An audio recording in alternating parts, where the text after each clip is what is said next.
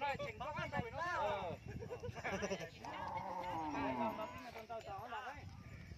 Cho vẫn chịu rồi, còn cho vẫn sao rồi mới thành cầu ha. Ai phun gió ăn tao.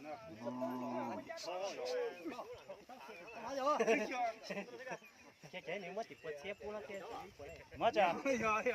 Con nó tông rồi. Tông rồi, cái cái. Nó có tới đây nó còn cái à.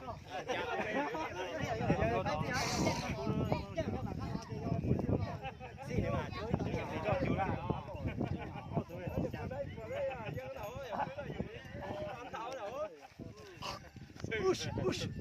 Cái đó gì cái đó.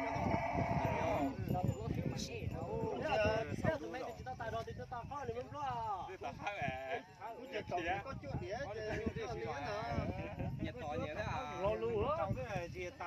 Hải chi hải không? Hải chi hải rồi, mút chi bảo á. Hải chi hải không? Mẹ ta mua.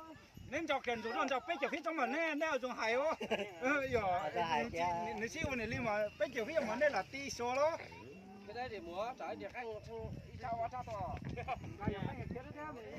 Đấy chỉ có à. Con này nhiệt khí nhiều, nhiệt sau nhiệt rồi. Bây giờ nhiệt khó chỉ khó cái nhiêu tay thì ta được. Bố này, cái anh chạy bật kia.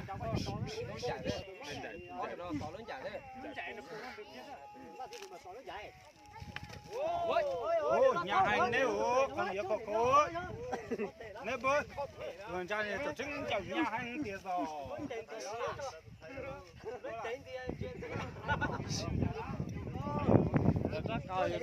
Nó bé chạy gì đó, nó bé bự đẹp.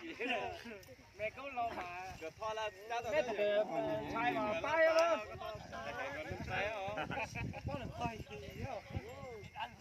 Chưa nó kia là nó xin nữa chị tao. Nó từ từ nhưng mà rồi nó xin mày phép mà, tốt phạm mà, xin được là mà. Có từ này nói là những thứ tụi mà phát té của tụi cũng được. Lo sẽ thấy à.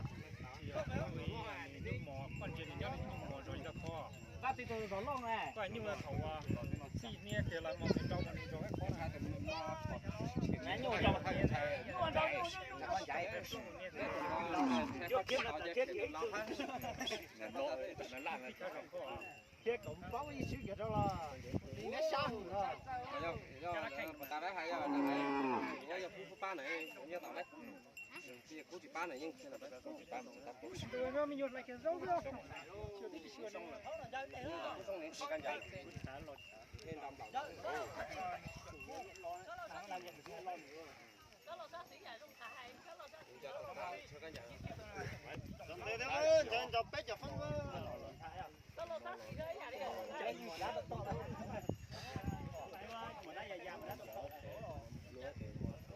thế mà sẽ không bỏ họ quay tia xong rồi quay tia xong rồi không nghe sao đâu lão dạng nó to đấy tụi nó to còn chạy tụi nó to chỉ cứ là lòng còn lên chạy to mà tụi nó to chạy mà tụi nó mới phun nó thứ ô lọc khó lắm hả cho vào đi khó cú ơi không khó cú không nhớ thằng hả sao thì đấy cơ cho tay tụi mày thấy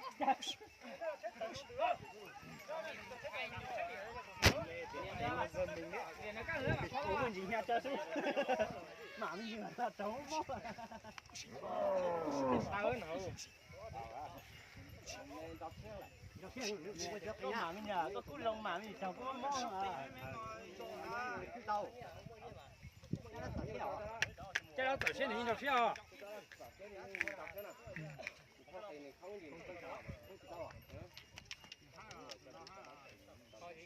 nhưng nó cho đó là nó ọp dưới đó sao mà người ta tạo nhưng tại đây thì nhưng mà khó thế rồi thì nhà họ hiện tại tạo cái này ta tạo hiện tại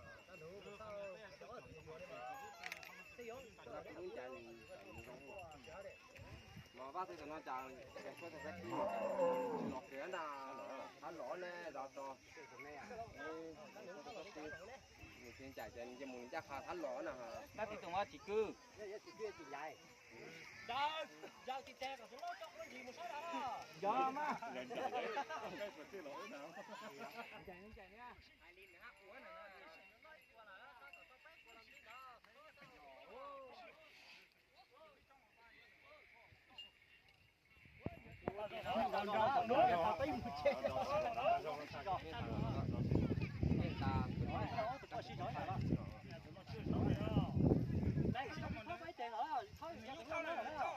nó cố đến đâu mà nó tiền nè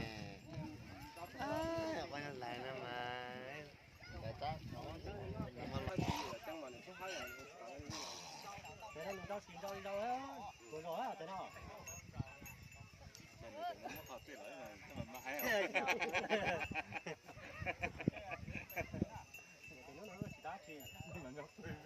mỏ tự nhiên cái giấc tàu mà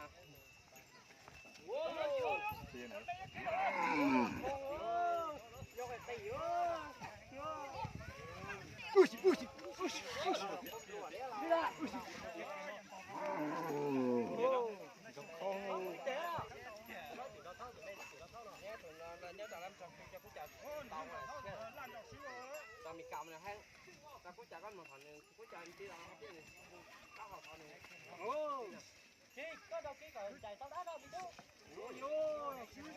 lo lại nhau là tí nữa rồi chỉ đưa từ đá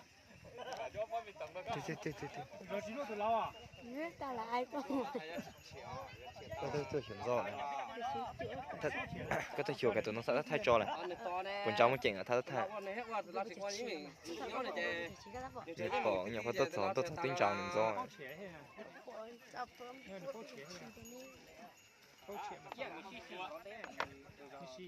rồi phức tạp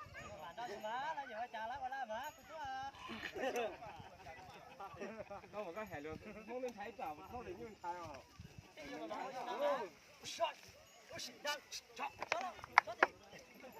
Sao